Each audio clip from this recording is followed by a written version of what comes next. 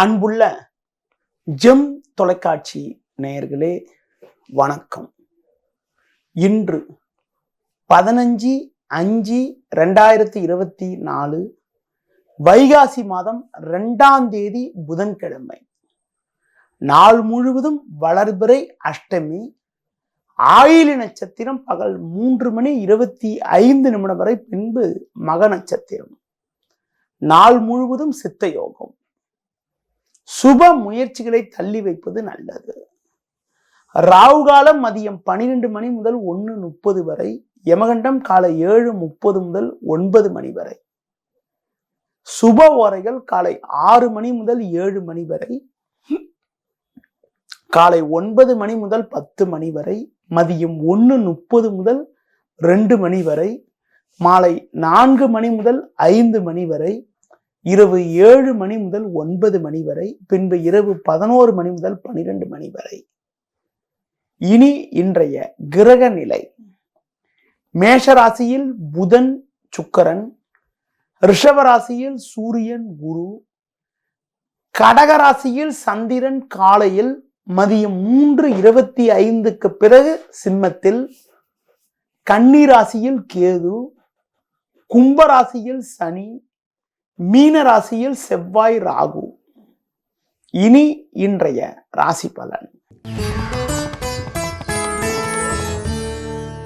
மேஷ ராசி நேயர்களே, உங்களுக்கு குரு சூரியன் சேர்க்கப்பட்டு 2ஆம் வீட்டில் சஞ்சரிப்பதாலும், ஜென்ம ராசியில் புதன் சுக்கிரன் ஆகிய கிரகங்கள் சஞ்சரிப்பதாலும் பண வரவுகள் தாராளமாக இருந்து குடும்ப தேவைகள் பூர்த்தியாவது மட்டுமில்லாமல் குடும்பத்தில் மகிழ்ச்சி தரக்கூடிய இனிய நிகழ்வுகள் நடக்கும். எதிலும் சுறுசுறுப்பாக செயல்படக்கூடிய ஒரு பலம் உண்டாகும். தொழில் ரீதியாக பார்க்கின்ற பொழுது நல்ல முன்னேற்றத்தை அடையக்கூடிய ஒரு வாய்ப்புகள் உங்களுக்கு உண்டு. பிறருக்கு தந்த வாக்குறுதிகளை எளிதில் நிறைவேற்றக்கூடிய ஒரு பலம் உண்டாகும். கொடுத்த வாக்குறுதிகளை எளிதில் காப்பாற்றி நல்ல பேர் எடுப்பீர்கள். பண வரவுகள் மிக மிக சிறப்பாக இருக்கும். தொழில் ரீதியாக பார்க்கின்ற பொழுது நல்ல லாபத்தை அடையக்கூடிய ஒரு அதிர்ஷ்டங்கள் உண்டு. வேலைக்கு செல்பவர்களுக்கு அதிகாரிகள் ஒத்துழைப்பு சிறப்பாக இருப்பதால் ஒரு சில வளமான பலன்களை அடைவீர்கள். மேலும் வளமான பலன்களை நீங்கள் அடைவதற்கு பெருமாள் வழிபாடு மேற்கொள்வது மிக மிக நல்லது. ரிஷப ராசி நேயர்களே, உங்கள் ராசிக்கு லாபஸ்தானமான 11ஆம் வீட்டில் செவ்வாய் ராகு, சந்திரனானவர் 3இல் சஞ்சாரம் செய்வதால் எதிலும் தைரியத்தோடு செயல்படுவீர்கள். குடும்பத்தில் தடைப்பட்ட சுபகாரியங்கள் கைகூடக்கூடிய ஒரு வாய்ப்புகள் உண்டு. குடும்ப ஒற்றுமை சிறப்பாக இருக்கும். தொழில் வியாபாரத்தில் கடந்த கால தேக்கங்கள் எல்லாம் விலகி ஏற்ற மிகுந்த பலன்களை அடையக்கூடிய ஒரு வாய்ப்புகள் உங்களுக்கு உண்டு. வேலைக்கு செல்பவர்களுக்கு ஒரு சில நல்ல வாய்ப்புகள் கிடைக்கக்கூடிய ஒரு அதிர்ஷ்டங்கள் உங்களுக்கு இருக்கிறது. அதிகாரிகளுடைய ஒத்துழைப்பு மிக மிக சிறப்பாக இருப்பதால் கடினமான காரியங்களை கூட சுலபமாக செய்து முடித்து ஒரு வளமான பலன்களை அடையக்கூடிய ஒரு வாய்ப்புகள் இன்றைய நாளில் உங்களுக்கு உண்டு. மேலும் வளமான பலன்களை நீங்கள் அடைவதற்கு சிவன் ஸ்தலங்களுக்கு சென்று வருவது மிக மிக சிறப்பு.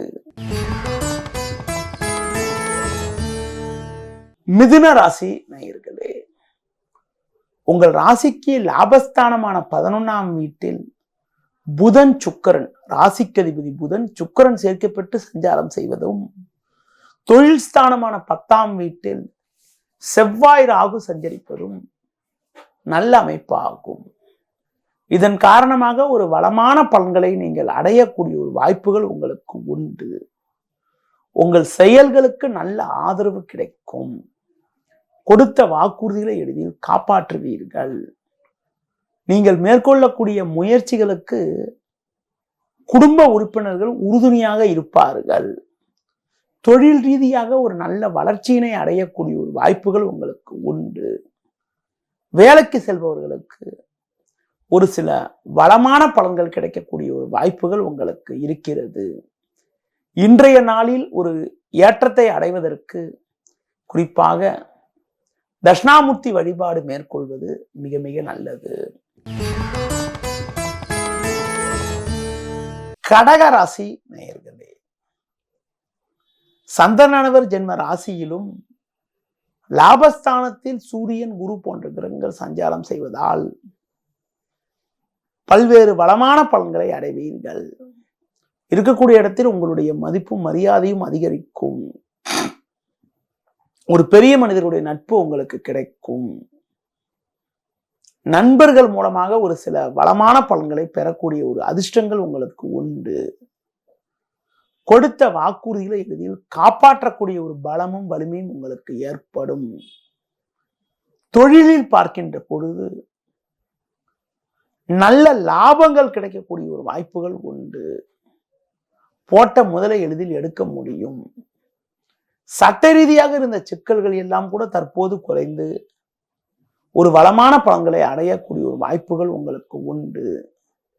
வேலைக்கு செல்பவர்களுக்கு அதிகாரிகள் ஒத்துழைப்பு சிறப்பாக இருப்பதால் பணியில் மன நிம்மதியும் எதிலும் சுறுசுறுப்பாக செயல்படக்கூடிய ஒரு பலமும் உண்டாகும். மேலும் வளமான பலன்களை நீங்கள் அடைவதற்கு விநாயகர் வழிபாடு மேற்கொள்வது மிக மிக நல்லது. சிம்ம ராசி நேயர்களே, உங்கள் ராசிக்கு 10ஆம் வீட்டில் சூரியனானவர் சஞ்சரிப்பதால் இருக்கக்கூடிய இடத்தில் உங்களுக்கு ஒரு சில நல்ல வாய்ப்புகள் கிடைக்கும் என்றாலும் 8இல் செவ்வாய் ராகு சஞ்சரிப்பதால் நெருங்கியவர்களை அனுசரித்து செல்ல வேண்டும். பண வரவில் ஒரு ஏற்ற இறக்கமான நிலை இருக்கும் என்பதால் கொடுக்கல் வாங்கல் விஷயத்தில் சற்று சிக்கனத்தோடு இருப்பது நல்லது. தொழில் ரீதியாக பார்க்கின்ற பொழுது நீங்கள் நினைப்பது ஒன்று, நடப்பது ஒன்றாக இருக்கும். வேலையாட்களை சற்று அனுசரித்து செல்ல வேண்டும். குறிப்பாக பேச்சில் சற்று பொறுமையோடு இருந்தால் ஒரு சில வளமான பலன்களை அடைய முடியும். குறிப்பாக தொழில் தொடர்பான விஷயங்களை வெளிநபர்களிடம் பேசாமல் இருப்பது நல்லது. வேலைக்கு செல்பவர்களுக்கு பணியில் ஒரு சில கௌரவமான நிலை ஏற்படுவதற்கான வாய்ப்புகள் இருந்தாலும் உங்களுக்கு உடன் வேலை செய்பவர்கள் தேவையில்லாத தொந்தரவுகளை தருவார்கள். சூழ்நிலைக்கு ஏற்றவாறு சற்று கவனத்தோடு நடந்து கொண்டால் ஒரு சில வளமான பலன்களை அடையக்கூடிய ஒரு வாய்ப்புகள் உங்களுக்கு ஏற்படும். இன்றைய நாளில் ஒரு வளமான பலன்களை நீங்கள் அடைவதற்கு துர்க்கை அம்மனுக்கு தீபம் ஏற்றுவது மிக மிக சிறப்பு. கன்னி ராசி நேயர்களே,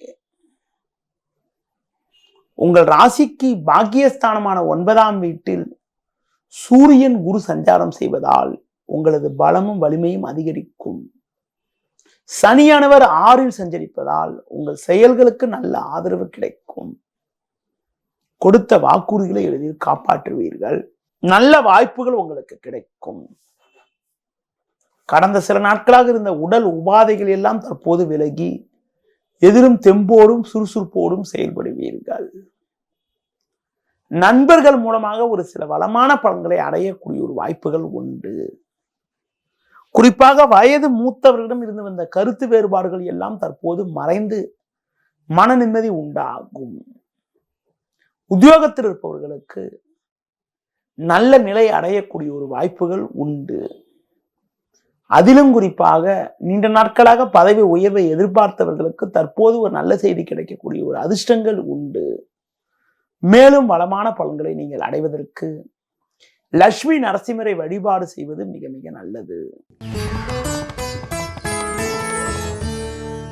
துலா ராசி நேயர்களே, உங்கள் ராசிக்கு சமசத்தமஸ்தானமான 7ஆம் வீட்டில் புதன், சுக்கிரன் சஞ்சரிப்பதும் லாபஸ்தானத்தில் சந்திரனானவர் சஞ்சரிப்பதும் நல்ல அமைப்பு ஆகும். இதன் காரணமாக ஒரு வளமான பலன்களை நீங்கள் அடையக்கூடிய ஒரு வாய்ப்புகள் உங்களுக்கு உண்டு. எடுத்த பணியை சிறப்பாக செய்து முடிக்கக்கூடிய ஒரு பலம் உங்களுக்கு உண்டாகும். நல்ல வாய்ப்புகள் உங்களுக்கு கிடைக்கும். நண்பர்கள் மூலமாக ஒரு சில அனுகூலங்களை அடையக்கூடிய ஒரு அதிர்ஷ்டங்கள் உங்களுக்கு உண்டு.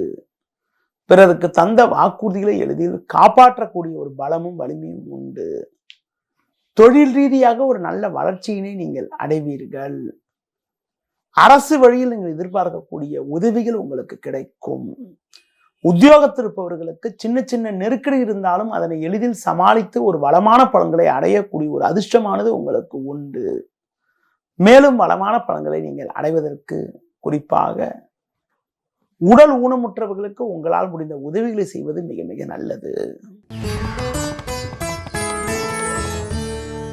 விருச்சிக ராசி நேயர்களே, உங்கள் ராசிக்கு சமசப்தமஸ்தானமான 7ல் குரு சஞ்சரிப்பதும் 9, 10 சந்திரன் சஞ்சரிப்பதும் நல்ல அமைப்பாகும். இதன் காரணமாக படிப்படியான வளர்ச்சிகளை அடைவீர்கள். உடல் ரீதியாக இருந்த பாதிப்புகள் எல்லாம் ஓரளவுக்கு விலகி எதிலும் சுறுசுறுப்பாக செயல்படுவீர்கள். நல்ல வாய்ப்புகள் உங்களுக்கு கிடைக்கும். நண்பர்கள் மூலமாக ஒரு சில அனுகூலமான பலன்களை அடையக்கூடிய ஒரு வாய்ப்புகள் உங்களுக்கு உண்டு. தொழில் ரீதியாக பார்க்கின்ற பொழுது ஒரு சில நல்ல வளர்ச்சி கிடைக்கும். தொழில் முன்னேற்றத்திற்காக நீங்கள் மேற்கொள்ளக்கூடிய முயற்சிகள் வெற்றியை தரும். உத்தியோகத்தில் இருப்பவர்களுக்கு ஒரு சில சாதகமான பலன்களை அடையக்கூடிய ஒரு வாய்ப்புகள் உண்டு. பணியில் தைரியத்தோடு செயல்பட்டு அடைய வேண்டிய இலக்கை அடையக்கூடிய ஒரு பலம் உங்களுக்கு உண்டாகும். மேலும் வளமான பலன்களை நீங்கள் அடைவதற்கு பெருமாள் வழிபாடு மேற்கொள்வது மிக மிக நல்லது. தனுசு ராசி நேயர்களே, உங்கள் ராசிக்கு 6ல் சூரியன் 3ல் சனி சஞ்சரிப்பதால் நீங்கள் எதிலும் தைரியத்தோடு செயல்படுவீர்கள் என்றாலும் இன்று பகல் 3:25 வரை உங்களுக்கு சந்திராஷ்டம் இருப்பதால் எந்த ஒரு விஷயத்திலும் சற்று சிந்தித்து செயல்படுவது நல்லது. நீங்கள் நினைப்பது ஒன்று நடப்பது ஒன்றாக இருக்கும். உடனிருப்பவர்களே உங்களது மன அமைதியை குறைப்பார்கள். தொழில் வியாபாரத்தில் தேவையில்லாத நெருக்கடிகள் ஏற்படலாம். காலை வேளையில் தேவையில்லாத பிரச்சனைகள் இருந்தாலும் மதியத்திற்கு பிறகு படிப்படியான ஒரு அனுகூலங்களை அடையக்கூடிய ஒரு வாய்ப்புகள் உண்டு. உத்தியோகத்தில் இருப்பவர்கள் உங்கள் பணியில் மட்டும் நீங்கள் சற்று கவனத்தோடு இருந்தால் மாலை வேளையில் ஒரு சில நல்ல செய்தியை அடையக்கூடிய ஒரு வாய்ப்புகள் உண்டு. குறிப்பாக புதிய முயற்சிகளை தவிர்ப்பது, பிறர் விஷயத்தில் தலையிடாமல் இருப்பது மிக மிக நல்லது. மேலும் வளமான பலன்களை நீங்கள் அடைவதற்கு முருக வழிபாடு மேற்கொள்வது மிக மிக சிறப்பு. மகர ராசி நேயர்களே, உங்கள் ராசிக்கு 2ல் சனி 7, 8 சந்திரன் சஞ்சரிப்பதால் எதிலும் சற்று கவனத்தோடு இருக்க வேண்டும். குறிப்பாக மதியத்திற்கு பிறகு சந்திராஷ்டம் தொடங்குவதால் தேவையில்லாத அலைச்சல்கள் ஏற்படும். நீங்கள் சுலபமாக முடிக்கலாம் என்ற ஒரு காரியத்தை நினைப்பீர்கள், அது தேவையில்லாத வகையில் தடையாகும். மன அமைதி குறைவு உண்டாகும். எந்த ஒரு காரியத்திலும் சிந்தித்து செயல்பட்டால்தான் ஒரு சில அனுகூலங்களை அடையக்கூடிய வாய்ப்புகள் உங்களுக்கு உண்டு. தொழில் ரீதியாக பார்க்கின்ற பொழுது தேவையில்லாத அலைச்சல்கள் ஏற்படும். உத்தியோகத்தில் இருப்பவர்களுக்கு வேலை பளு சற்று கூடுதலாக இருக்கும். கடந்த கால பிரச்சனைகள் தொடர்ந்தபடி இருக்கும் என்பதால் நீங்கள் சற்று பொறுமையோடு இருப்பது நல்லது. குறிப்பாக கொடுக்கல் வாங்கல் விஷயத்தில் சற்று நிதானத்தோடு இருக்க வேண்டும்.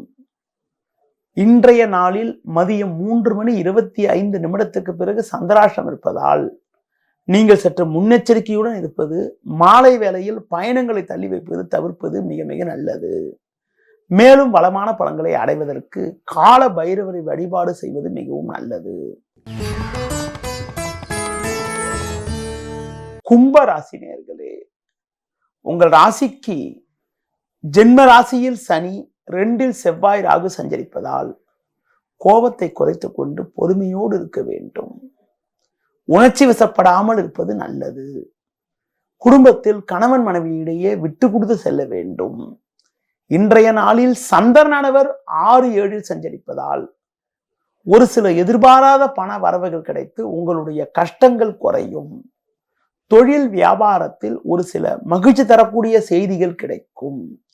உத்தியோக ரீதியாக பார்க்கின்ற போது உங்களுக்கு இருந்த கடந்த கால பிரச்சனைகள் ஓரளவுக்கு குறைந்து ஒரு சில ஆதாயத்தை அடையக்கூடிய ஒரு வாய்ப்புகள் இன்றைய நாளில் உண்டு.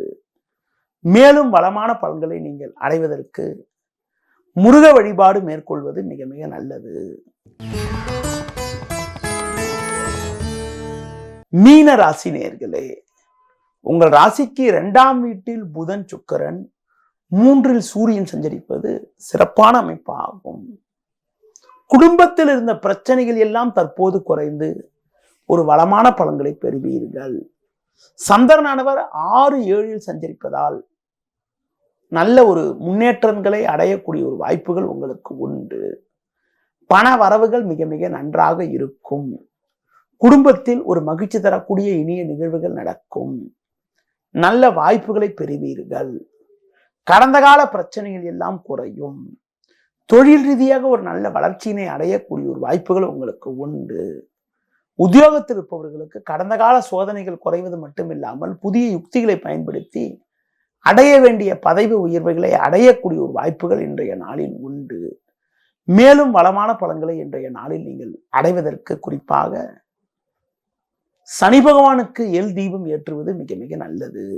நேயர்களே, இதுவரை இன்றைய ராசி பலனை கூறினேன். இனி ஜோதிட தகவல். ஜோதிட தகவல்ல இன்று உங்களிடம் சூரிய திசையை பற்றி கூற உள்ளேன். நவ கிரகங்கள்ல சூரியன் தந்தை கிரகம், தந்தை வழி உறவினர்களை குறிக்கக்கூடிய கிரகம், அரசு கிரகம், அரசாங்க வழி உதவிகளை கிடைப்பதற்கு வழிவகுக்கக்கூடிய கிரகமாக சூரியன் விளங்குகிறார்.